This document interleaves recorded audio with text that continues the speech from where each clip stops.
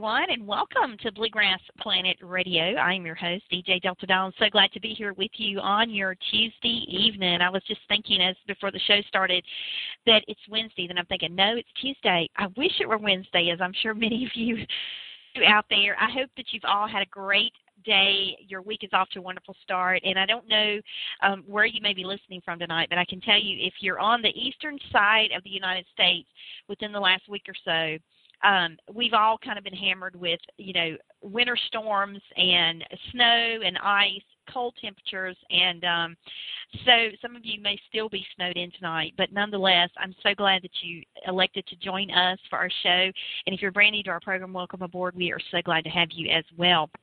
And I must tell you, I'm very, very excited about our guest tonight. From the moment that I heard her music, I was an instant fan.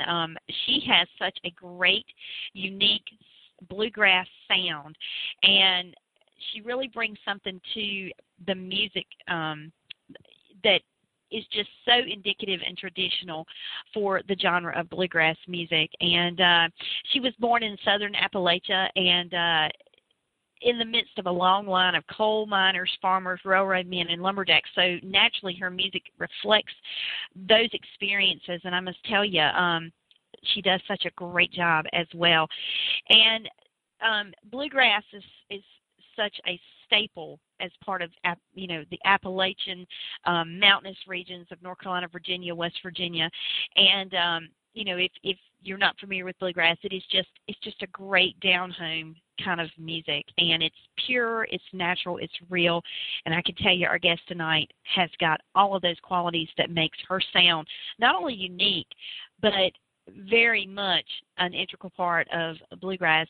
In fact, I think that she will be a major player on the bluegrass scene in time to come. So before we wrap tonight, we'll be introducing some of her music to you off of her brand new EP, which was just released in December, and it's entitled Mountain Child. But now, without further ado, I am so very excited and proud to welcome to our program tonight Sarah Beth Meadows. Hello. Hello. Hi, how are you? I'm doing really good. How about yourself? I'm doing very well, thank you. Thank you so much for being here tonight. Thank you. It's my pleasure. Thank you for having me. Oh, gosh. It was a no-brainer, I have to admit. When I first heard your music, I said, I had to get you on the show because you are definitely an artist that needs to be heard. And your music is just, I love the traditional feel of it, the sound. I mean, there's no mistaking that this genre is definitely the genre for you. Well, thank you. I really appreciate it. I absolutely love the traditional aspect of bluegrass, as well as, the storytelling that it brings, and that's what I try to incorporate into my music. And I have to say, that is the first thing that I noticed about your music the first time I heard it, was that it does tell stories. And of course, one of the things that I have to ask you right out of the gate is, I know a lot of bluegrass artists now are starting to do music videos to go along with their music. And, man, what great music videos great stories that could be told through a music video with your music, because, the songs themselves tell the stories, but to be able to see it played out on screen, is that something that you think in the future you might be incorporating into what you do? We are hoping, probably within the next 4 months, we're hoping to get a music video done, and it'll probably be either off the EP that I just did. It'll probably be either a Silver Tongue Devil or West Virginia, definitely.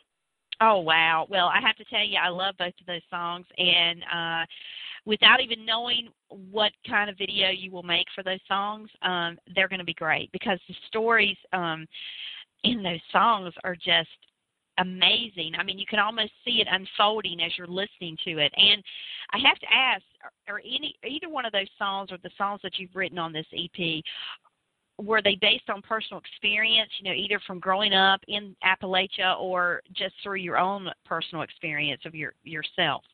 Well, the song West Virginia was actually written about my late grandfather, and it was basically about, I was born in Southern Appalachia, but then I moved to the eastern shore of Maryland, and my grandparents kind of followed us over there. And growing, I heard stories about them. My papa would tell me about West Virginia and about the town in particular that he grew up in.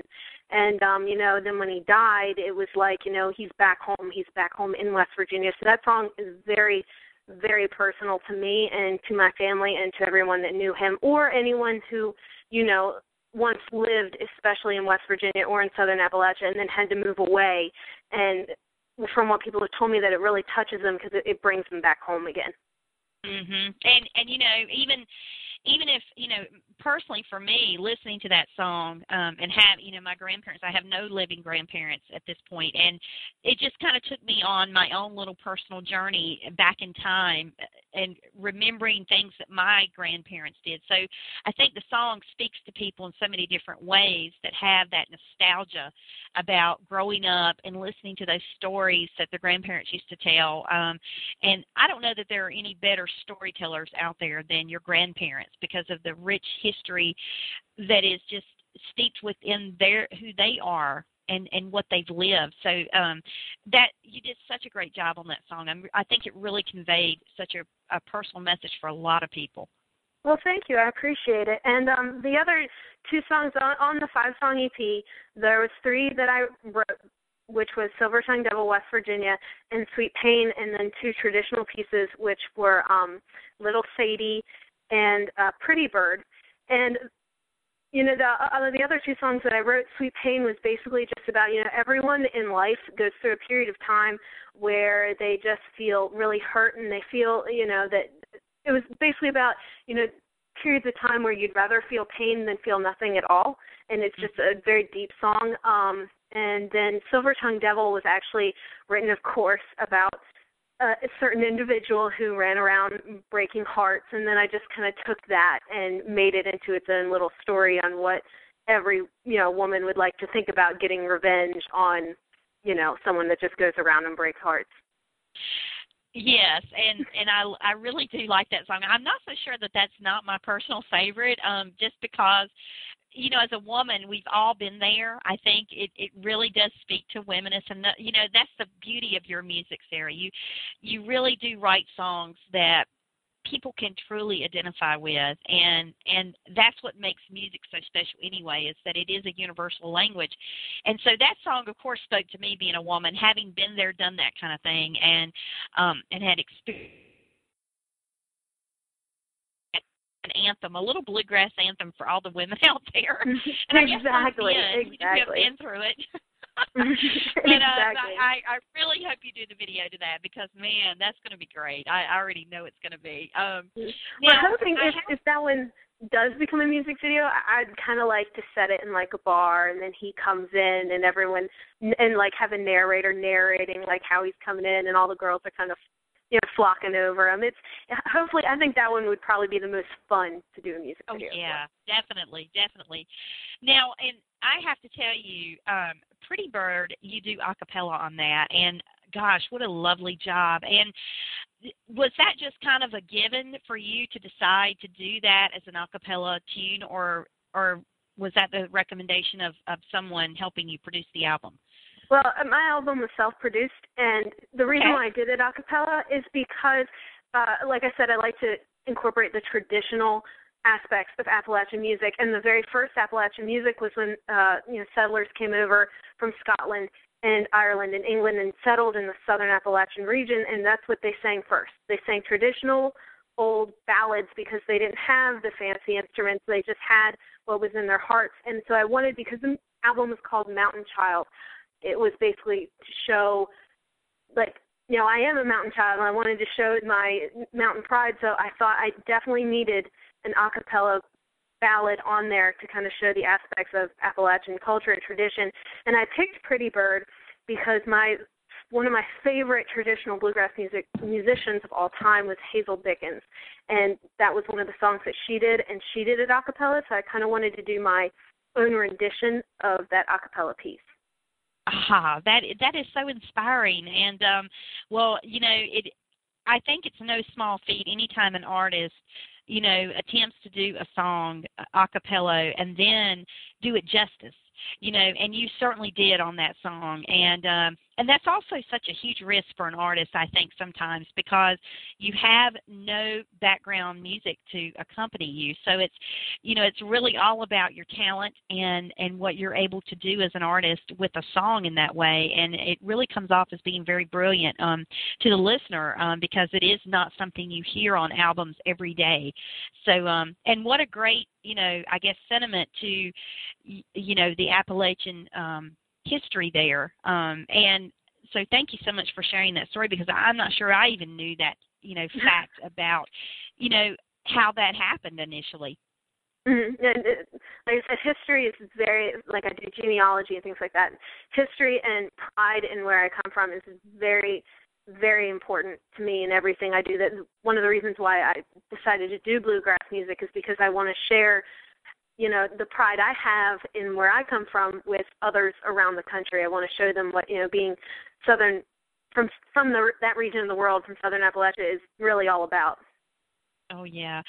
And it's interesting, and I have to throw this out there, because I had read recently that one of your biggest dreams is to help end poverty and drug addiction in Southern Appalachia, where you're from. And what kind of spearheaded that dream within you?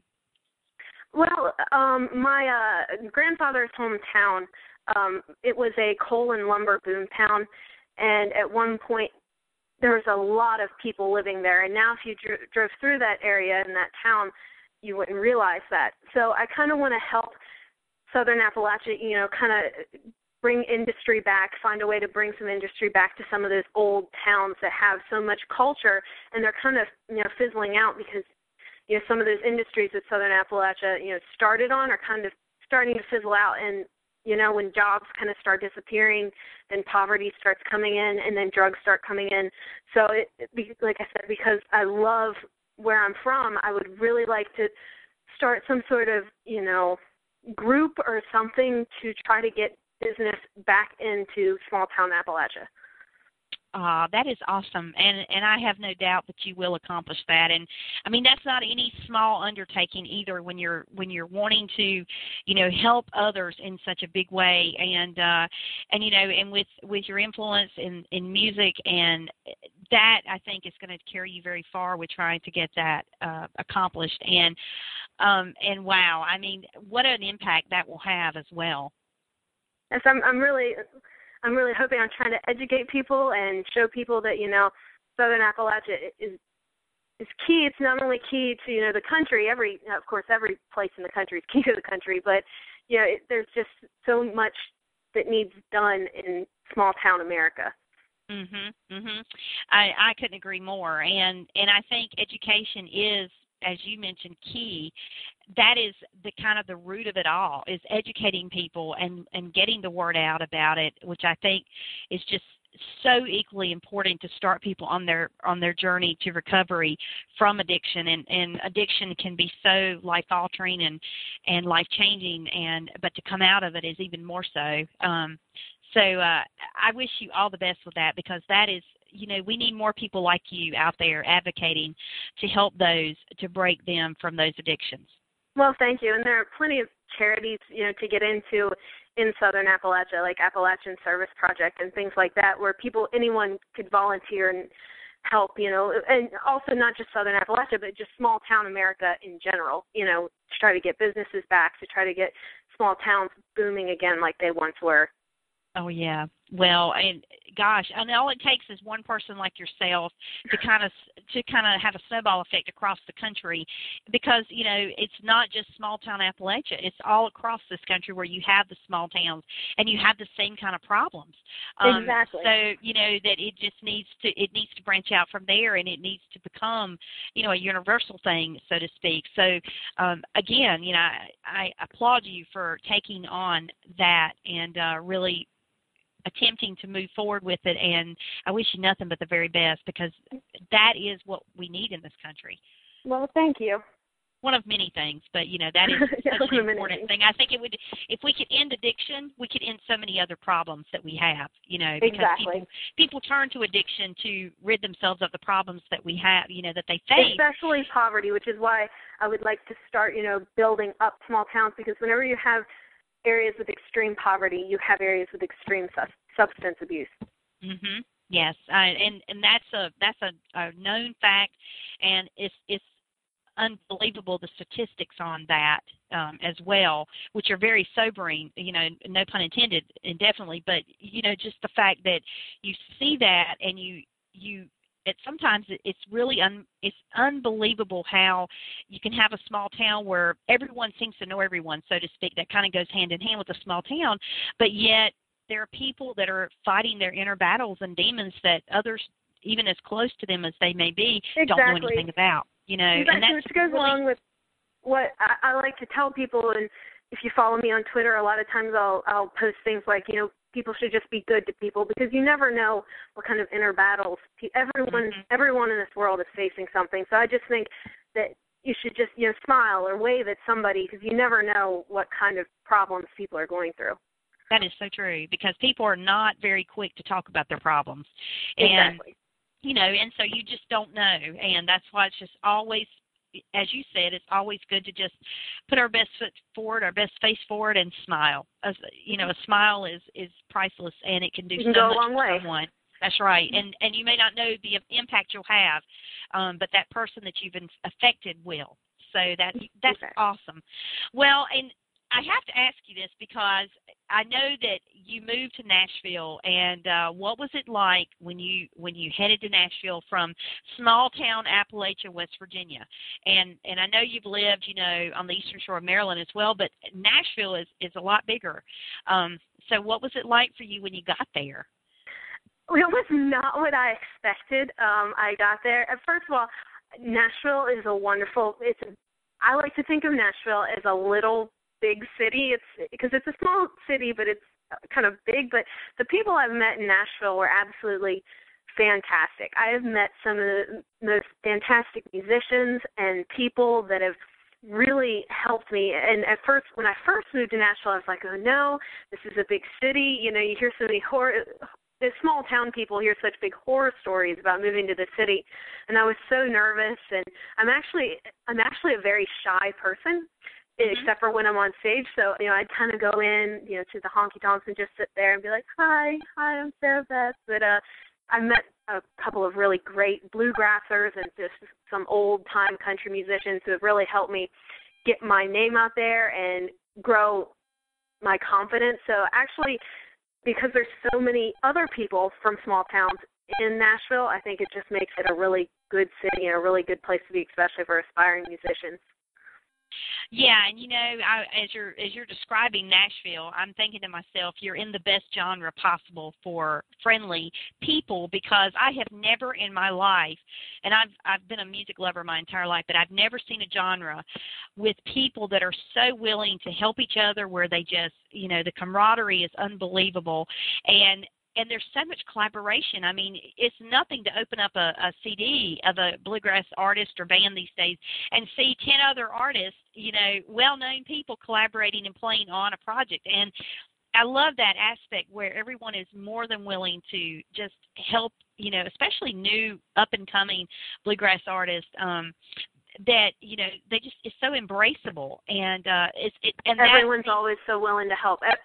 I've been in the bluegrass. I've been singing professionally since I was 12 years old, and the bluegrass industry is just filled with such good, warm-hearted people that the snobbery really isn't there. They're just so willing to help each other and help the bluegrass genre as a whole. And the thing that I love about that is that it's no secret that bluegrass music is such a real music as it is. I mean, you can't fake bluegrass music. I mean, when artists get up on stage and play, they're playing from their heart and soul, but it is real. There's not a lot of bells and whistles going on. So what you see is what you get. And off stage, that also rings true. It's also just as real, and there's no pretension about it. And you're right. I mean, I've gone to festivals where, the artists will play a 2-hour set. They'll come off stage. They'll mingle with the fans. They'll go have dinner with them in the campground. It's just amazing, and I love that, because it really does make fans feel connected to the artist, undoubtedly, unlike any other genre out there. Exactly. Just the people I've met, it's just bluegrass music is definitely full of the most friendly people I've met in my lifetime. Well, talk about some of the big things that you've got going on. I mean, 2014, gosh, I can't believe we're almost at the end of February and midway through the first quarter, but what kind of big things have you got happening for this year?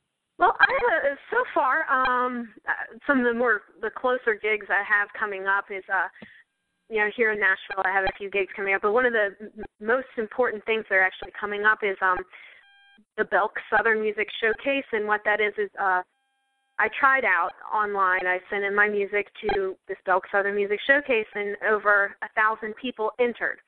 And what they did is they only took 40 as semifinalists, and I am currently a semifinalist in that out of the 1,000 artists that entered. And it's not just bluegrass artists, it's pop country and blues and Americana and bluegrass, but out of 1,000 that entered, they only picked 40, and I'm actually going to be a semifinalist in that. And if that happens, then I'll be on the Belk Southern Music Showcase this summer. So I'm crossing my fingers, hoping that I'll be a finalist in that. But I think that being picked, from 1,000, only 40 being picked, I'm pretty proud of that accomplishment in itself.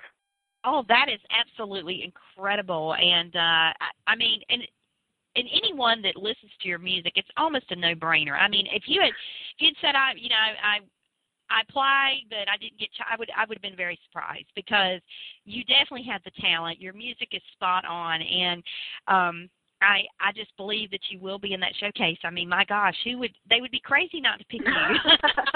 Well, thank you.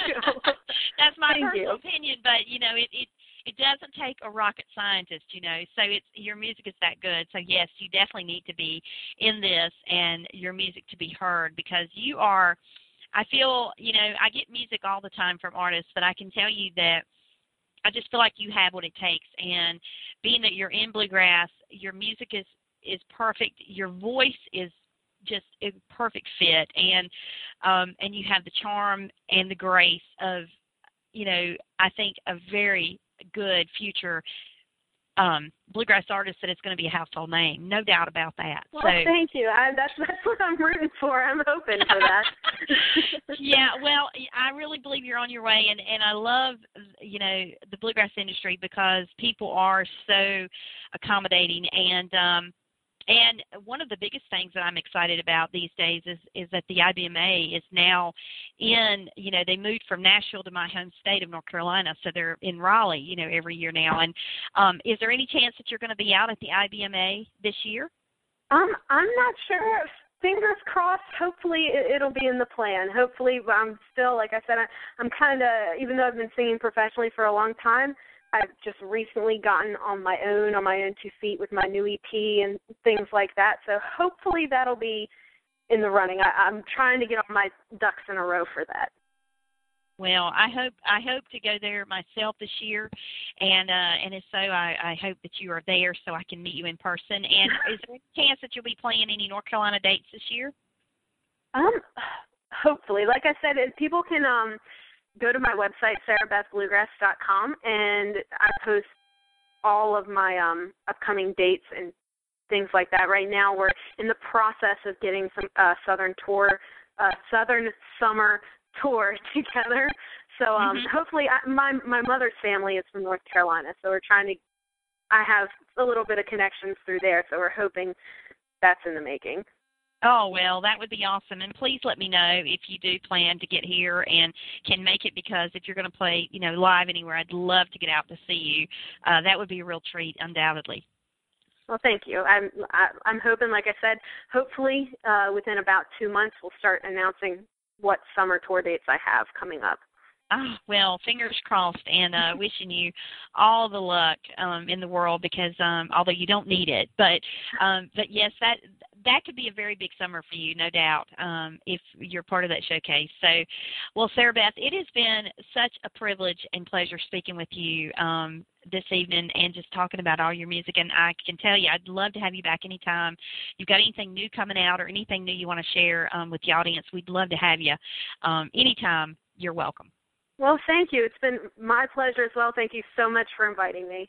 Oh, it has been wonderful, and you're a real sweetheart, and we wish you all the best for much continued success as you go forward in this year and beyond.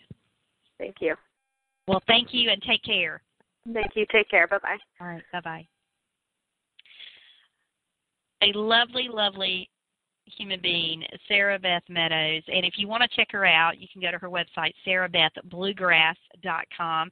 And you can also, she also has a Facebook and Twitter. She is Sarah Beth Official on Facebook. And if you want to check her out on Twitter, you can go to Music Sarah Beth and be able to keep up with her there. And before we wrap tonight, I want to play a couple songs off of her brand new EP, which is entitled Mountain Child.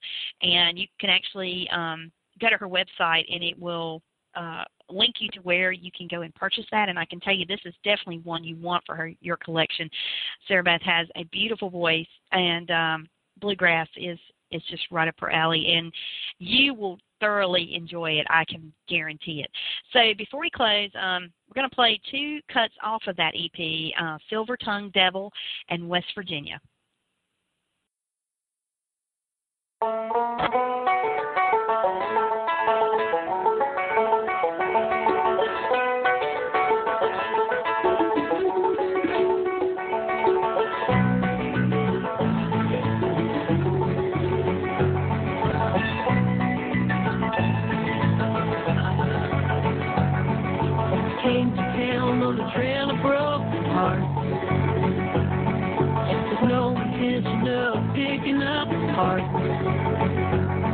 He's a silver-tongued devil with green eyes. You better not fall for this monstrous guy. On his arm he had a rose tattoo. Never thorns for a girl just like you. And thought that she could tame the demons of love. And in return he took away their trust. You better not fall for the silver-tongued devil and lead you astray and let your heart dangle, laying the fire for such a gambling girl. You're gonna get burned.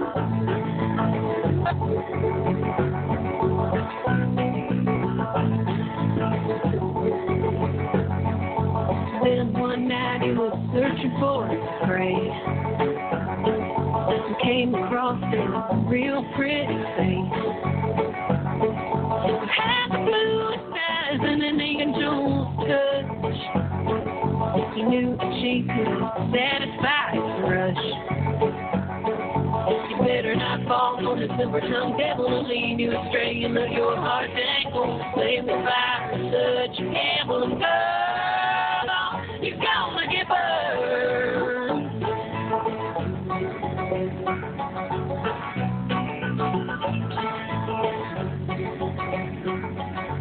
Took him and she laid him down and said,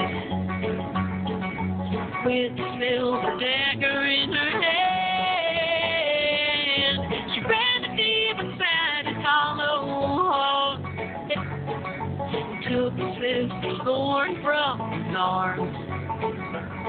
She said, I ain't gonna fall for the silver-tongued devil, no more heart will he mangle, laying the fire in such a gamble, and now he's gonna burn. He's gonna burn. He's gonna burn.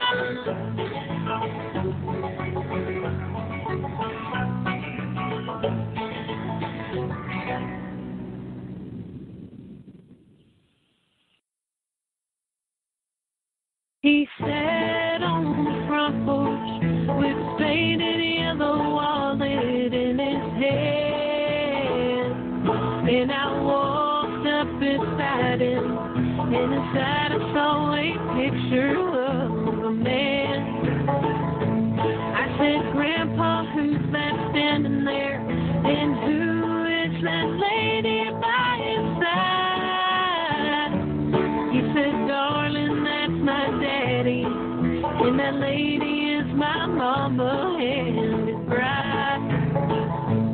See, I grew up in the mountains, down by where that Cherry River flows.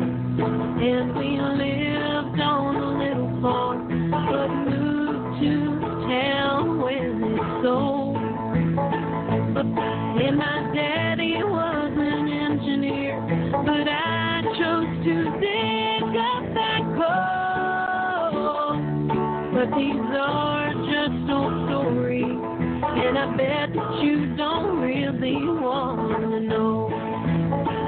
And I said, Grandpa, tell me about West Virginia. Tell me about mining coal.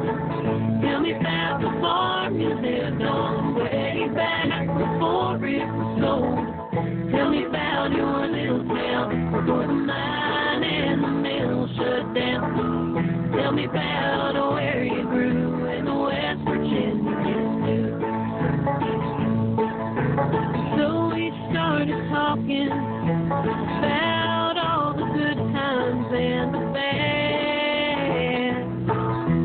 and I just couldn't get enough. And I was caught up in the life we had. And he told me about his family and how hard they worked and they played. And his eyes got all cloudy when he told me about that flood that took some away. And I said, Grandpa, tell me about West Virginia. Tell me about mining coal. Tell me about the farm you lived on way back before it was sold. Tell me about your little town before the mine and the mill shut down. Tell me about where you grew in West Virginia too.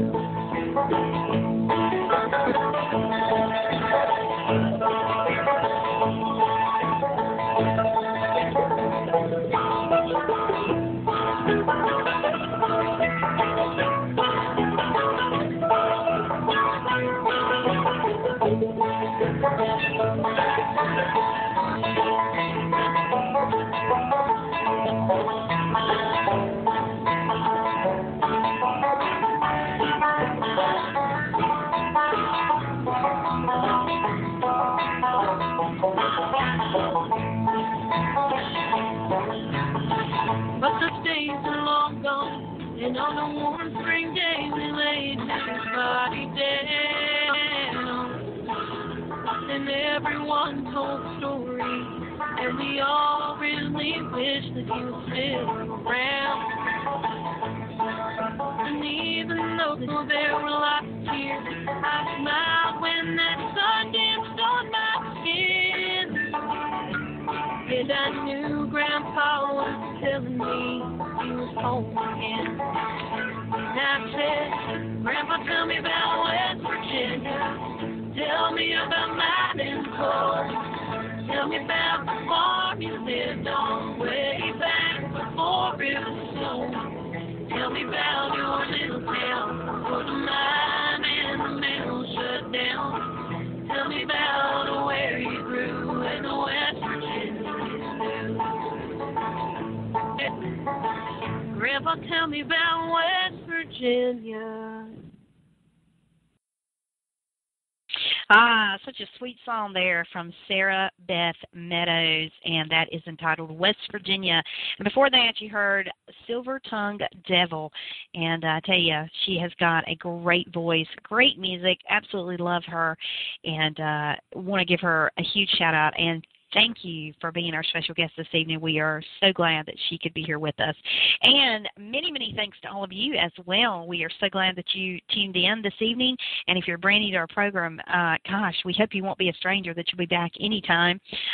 We do bluegrass artist interviews with IBMA artists as well as indie bluegrass artists like Sarah Beth, who you just heard, and much, much more. So we also showcase, we do our Pickin' and Jammin' showcase on Sunday afternoons. Usually about every Sunday afternoon, we feature bluegrass music from both IBMA as well as indie bluegrass, folk, and Americana artists. So always glad to be bringing you the best of the best in bluegrass to you. So have a great evening, all. Thank you again for joining us, and many thanks to our special guest, Sarah Beth Meadows. And we certainly hope that you'll be back here again with us very soon. Take care, all. Have a wonderful evening, and we'll see you soon. Good night. You've been listening to Bluegrass Planet Radio. Find us on the web at bluegrassplanetradio.com, on Twitter at Bluegrass Planet, and on Facebook at Bluegrass Planet Radio. Thank you for joining us.